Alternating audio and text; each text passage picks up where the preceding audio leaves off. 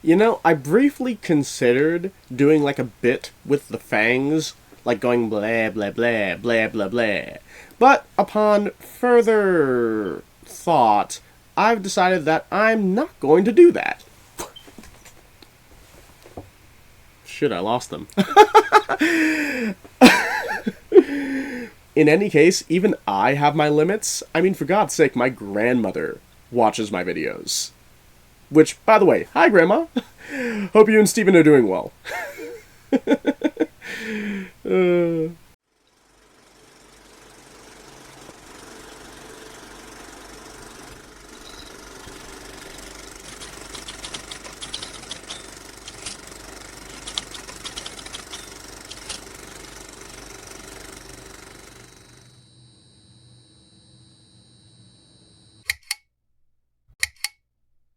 Hey everyone, I'm Ben, your underground conductor, and welcome to Underground Cinema. Now, because I'm sure all of you are curious, I just thought I'd take a moment to let you know that it may have taken 10 minutes, but I did, in fact, find both of the fangs that I spat out.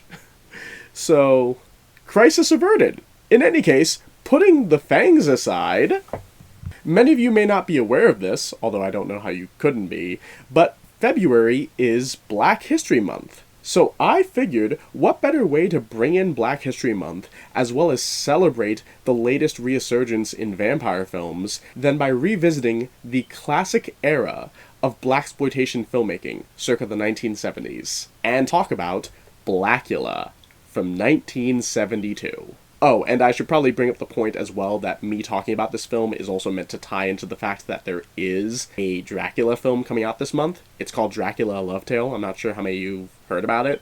But also, more importantly, the latest black vampire movie, Sinners, has recently been announced as the most nominated film in the Academy's history. So, just a good time to be a black vampire, right? Anyway, many of you may have heard of Blacula, many of you may not have heard of Blacula. I mean, I would argue that outside of maybe Shaft or Superfly, Blacula is probably the best known blaxploitation film. I mean, Blacula was a hugely successful horror film when it came out. It was one of the top grossing movies of 1972. It was also the first horror film to ever be given the Best Horror Film Award at the Saturn Awards. It went on to inspire a litany of black-themed horror movies, such as Dr. Black and Mr. Hyde, Blackenstein, Sugar Hill, Candyman, and Tales from the Hood. And Blacula even went on to inspire a reoccurring cartoon character in The Grim Adventures of Billy and Mandy. And even though in the context of that cartoon, the vampire in that show is meant to be the original Dracula and not Blacula, just based on the design and the fact that he has 1970s mannerisms and slang, it's very clear that that version of Dracula is based on Blacula. But yeah, bottom line, Blacula was a hugely successful movie, and the movie even got a sequel called Scream, Blacula, Scream. I actually have both movies right here. But putting aside the fact that this movie was incredibly popular, it also feels like a lot of people now only know it by name and have actually never seen it. Because if you bring up the movie Blacula to someone, they're immediately going to think that it's some sort of parody joke film. And they wouldn't be entirely unjustified in assuming that just based on the title. But you also have to remember the old expression, you shouldn't judge a book by its cover. This movie is well known for a reason, and considering that it is Black History Month, I figured I'd give this film a fair shake. So with that all in mind, you might be asking yourself, what is Blacula about? Well, the movie Blacula actually begins with a prologue. We start the film in the year 1780, where we meet the main character, Prince Mamuwalde. Mamuwalde has traveled to Transylvania with his wife Luva in order to broker a deal to allow their tribe, the Ibani tribe, as well as the rest of the African continent, to enter the global community. Unfortunately, the political figure that they're trying to get support from is Count Dracula. And while Dracula is initially courteous to the two of them at first, negotiations quickly go sour upon the request that Dracula help to end the slave trade. Dracula scoffs at the notion, and then goes on to tell Mamuwalde, hey listen, I'm not gonna do that, slavery has its merits, and also I'd like to f*** your wife. So, right away you're just establishing Dracula as a terrible person. Which you should, because he is. Unsurprisingly, Mamuwalde is incredibly offended by Dracula's rhetoric, and elects to leave with his wife. But, to their surprise, Dracula is a vampire. And not only that, but he has a cult of vampires working for him. The cult then go on to subdue Luva and Mamuwalde, and out of sheer spite, Dracula bites Mamuwalde and turns him into a vampire. And to add insult to injury, Dracula then goes on to say, "I curse you with my name. I will call you Blacula." Which, they really just had to hammer that point home to you, the fact that Dracula is racist. Dracula then goes on to lock Mamuwalde in a coffin so he can starve, and he also leaves Mamuwalde's wife there, unbitten, to simply starve to death of natural causes. So, that's a great way to start the film. Moving on, we fast forward 192 years later. We see an American gay couple is actually shopping at the estate sale for Dracula's castle, buying up a bunch of his antiques and whatnot. While shopping around, they actually find the secret room in Dracula's castle where he put Mamuwalde's coffin, and they purchase it to bring home with them. Which, as a detail, I found quite interesting, because this queer couple is composed of one black man and one white man, and they buy Mamuwalde, unknowingly, and bring him across the sea to America, which is just an incredibly ironic twist for Mamuwalde's character. The fact that he was very much against slavery, but has unintentionally been sold to a white man and a black man, and taken to America against his will. Like, I don't know if that was intentional by the filmmakers or not, like that parallel, but it's interesting nonetheless. Unfortunately for our queer couple, slavery is an inexcusable offense, even though it's unintentional. As when they bust open Mamuwalde's coffin, he slowly rises up, and to satiate his nearly 2-century-driven hunger, he elects to suck both men dry. As the film continues, Mamuwalde goes on to explore this modern world, and he stumbles across a woman named Tina, who is the striking image of his deceased wife, Luva. Which is kind of a common-ish trope in vampire films. Like, you see this in a few different vampire stories. Like, a couple that come to mind would be, like, Dracula Untold from 2014, or Bram Stoker's Dracula, directed by Francis Ford Coppola. In both of those films, Dracula ends up meeting a woman who's, like, a reincarnation of his deceased love. And I never read the original Bram Stoker novel. I don't know if that's a thing in that book, but it just seems to be a common trope in vampire stories, as well as other monster stories. I mean, this idea of reincarnated lovers was also one of the central plot points of the Mummy remake with Brendan Fraser, as well as the Disney adaptation of The Haunted Mansion with Eddie Murphy. In any case, Mamuwalde seeks out Tina, but unsurprisingly, she runs in fear of him. Of course, Mamuwalde is eventually able to properly introduce himself to Tina, and the two of them forge a lasting romance based on the connection that they feel with each other. Meanwhile, as all this is happening, a local doctor named Gordon Thomas has been working with the LAPD to investigate a string of murders that have occurred in the area, where all the victims have been drained of blood and only left with 2 marks in the side of their neck. Oh gee, I wonder if that's related to the central plot at all. Eventually, the A-plot and the B-plot come to converge, as Dr. Thomas not only discovers that there is a vampire epidemic spreading across Los Angeles, but that Mamuwalde is at the epicenter of it. Dr. Thomas goes on to warn Tina that she should stay away from Mamuwalde, but Tina is uncontrollably drawn to him. And recognizing this, Thomas, as well as the LAPD, use Tina to track down Prince Mamuwalde. And while the police are eventually successful in tracking the two of them down, unfortunately, the policeman who finds the both of them shoots with his eyes closed for some reason, and ends up hitting Tina instead of Mamuwalde. Which, like, why? Like, I know he's a vampire, the bullets wouldn't have hurt him anyway, but why did you shoot with your eyes closed? Just, why? In any case, Mamuwalde has been enraged and vows to kill every single officer in the warehouse where they are. Of course, Dr. Thomas and the chief of police eventually go on to find Mamuwalde's coffin, and they're getting ready to open it, that way they can stake him in the heart. But unfortunately, it's not Mamuwalde in the coffin, it's Tina, who has recently been turned, so she ends up dying instead. So essentially, Tina has just been murdered twice.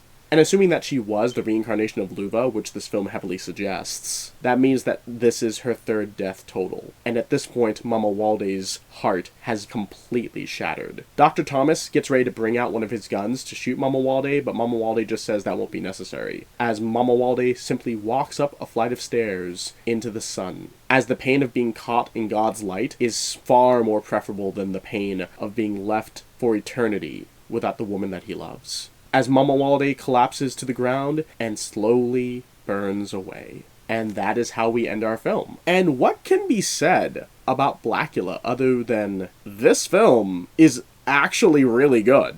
Like, surprisingly good. Like I said earlier, the name of this movie would suggest to you that it's meant to be a joke or parody film, and I definitely feel like when they thought of the concept of this movie, the name came first before the plot. But, you know, I have to give credit where credit's due. They took the plot seriously. Like, everything about this film just kinda works. Like, going from the title, Blacula, I think the fact that they established within the context of the film that that name is supposed to mock the main character is genius, because it not only justifies the film's title, but also frames Mamuwalde as an underdog. He's simply a victim of cruelty and bigotry, and now he's been caught in this modern world, lost, and deprived of blood for 200 years, and all he has left to do is feed. And Mamuwalde's character is just so incredibly well played by William Marshall. William Marshall carries this film on his shoulders. He's just such a respectable presence. He takes the role 100% seriously. He's so well spoken and has such a smooth voice, and the man is just unbelievably charismatic. And his charisma carries this film so much that it also kind of makes you overlook the fact that the romantic subplot between him and Tina is kinda contrived. I mean, granted, it's not any more contrived than any other film that uses the reincarnated romance trope, but it is one of those things that just kinda happens. And I feel like I'd forgive it more if they didn't establish from the beginning that Mamuwalde scared Tina before eventually developing a relationship with her. Like, it feels like they started the relationship on the wrong foot in this movie. That being said, William Marshall is incredibly charismatic, and also him and Vanetta McGee have outstanding chemistry with each other. Like, it's just incredibly romantic. Which is really the thing that you need when you're making a vampire movie. I mean, vampire movies, by their nature, are incredibly sexual. Like, vampire movies are incredibly horny movies. So, if you don't have chemistry between your main cast members, your movie is period. Fortunately, though, the actors do have great chemistry with each other. And while William Marshall carries, obviously, the acting across the board in this film is just really great. There's just so many subtle movements, expressive facial performances, great line reads, and like I mentioned, everyone in this film takes the premise seriously. And despite the fact that it is a vampire movie, it also feels distinctly grounded. Like, this feels like any other blaxploitation drama where you have the LAPD or the NYPD or whatever just tracking down a criminal who's killing people across the city, and there's like a romantic subplot with a tragic conclusion. Like, this film could just be Black Caesar, but it just happens to have a vampire main character. But while the film does have that supernatural framing that's juxtaposed against its grounded setting, it doesn't clash at all. There's a real harmonious blend between the vampire setup and the 70s black crime drama. Like, I think the way Roger Avery would put it is that this is just a simple drama that has one foot planted in exploitation. But yeah, the tone of this film is just excellent, because while it is a horror movie, it is also just a soulful drama. Which also helps a lot with the charm. The fact that everyone in this movie is more or less pretty easygoing, despite the fact that they're in a world full of conflict. Like, it's just a film that you can really settle into, and I think that is aided by both the soundtrack and the pacing. The soundtrack in this film is amazing. A lot of people would say that's just the generic disco and funk tones that you saw in, like, every movie in the 70s, especially blaxploitation movies. But even though it's part of that same genre, it still sounds distinct. And I think the fact that a lot of the songs in this movie were done by one band, being the Hughes Corporation, really aids in that distinct sound. Moving on to the pacing, though, the film just moves at a click, as that prologue at the beginning where Mamuwalde gets turned into a vampire lasts all of like 5 to 10 minutes. And Mamuwalde immediately starts biting people again by like the 15-20 minute mark. Like, the film never lets you get bored, as there's always something going on. But it isn't too quick either, as a lot of the vampire scenes are intercut with really good character scenes illustrating the growing relationship between Mamuwalde and Tina, as well as the escalating investigation of Dr. Gordon Thomas. Like, this isn't really a film that demands your attention, but you feel compelled to give your attention to it. I guess the same way Tina felt compelled to give herself over to Mamuwalde, which, now that I think about it, maybe that's why she fell in love with him so easily. Maybe it was like a vampire ability or something. I don't know. But moving on from the drama to the horror, this film has a lot of great horror qualities in it. There's a lot of great suspense build-up in this movie, like in one of the early scenes where they show the character Bobby's funeral, and you have Dr. Thomas trying to examine the body, and you see a black hand reach to his shoulder. You assume that that hand is Mamuwalde's hand because Mamuwalde is there, but no, it's the hand of the funeral director, which is just a nice way to subtly build suspense in the film. There's also the scene where the character Nancy is developing her photos in her house, and she sees that the photo that she took of Mamuwalde isn't appearing, because vampires don't show up on film. And she's just confused as she's trying to work out the details in her head of why he wouldn't appear in the photo. And then suddenly, Mamuwalde appears to her, coming through her curtains to bite her. It's genuinely a frightening scene. And you get a similar scene later on in the film where this character named Juanita wakes up after getting bitten by Mamuwalde, and she runs to attack the coroner. And the way she's made up and the way her hair is done all frantic, as she's just screaming and running towards the camera in slow motion, it's pretty disturbing, and is also just one of many instances of pretty interesting cinematography in this movie. Like, you can tell that this film was shot on a low budget, but despite that, they made an effort to make a lot of their shots visually interesting using handheld camera techniques. One of the best moments of this, in my opinion, is actually at the end of the film when Mamuwalde is climbing up the stairs looking directly at the sun. And the way it's edited, just going back and forth between Mamuwalde and the sun, as the camera keeps zooming in to the sun and zooming back out to emphasize how oppressive the sun is to him, it's a great instance of visual storytelling. But yeah, there's just so many other great things about this movie, little subtle things that you have to think about in order to appreciate, like the fact that Dr. Gordon Thomas is like a very direct and straightforward person, which is why everyone thinks he's rude, because he's very much a man that gets right to the point and doesn't beat around the bush. Or the fact that the reason why Mamuwalde is so well-spoken in 1780 is because he is trying to prove to the global community that he and his race are worth taking seriously, which is very clearly the reason why he speaks like that. Like, he's well-educated because he has to be. Or the fact that while Mamuwalde is out with Tina and her friends, including Dr. Gordon Thomas, he orders a Bloody Mary, because of course he would. Or the fact that when Mamuwalde shifts into his feral vampire form, he actually grows more hair. Like, he grows mutton chops and his eyebrows get thicker and connect to his hair, which is just a fun makeup detail. Or the fact that Mamuwalde can turn into a giant bat, which is a very underrated vampire ability. Or the fact that the cops look confused when they try to shoot him, and he's fine. Because, as we all know, an LAPD cop's worst nightmare is a bulletproof honestly, there's just a lot of details about Mamuwalde that I really enjoy as a character. But I seriously don't know what else to say. Like, this is a good movie. Like, it's not just a good horror movie or a good blaxploitation movie, it's just a good movie. I don't have any broad complaints about it. I mean, maybe, it could have looked a bit better if it had a slightly higher budget, and maybe the love story between Tina and Mamuwalde could have been a bit more convincingly written. But that's really stretching it. This is a good film, and honestly seeing it just makes me want to sit down and watch the sequel. Which, I have both of them right here, so maybe I will. I already watched Blacula twice, why not watch Scream Blacula Scream? In any case, though, that was my review of the movie Blacula. I hope you all enjoyed it. Please feel free to subscribe if you're feeling generous. You can also follow me on Instagram or Letterboxd if you want to hear more of my film takes. I hope all of you have a happy Black History Month, and I will see you later.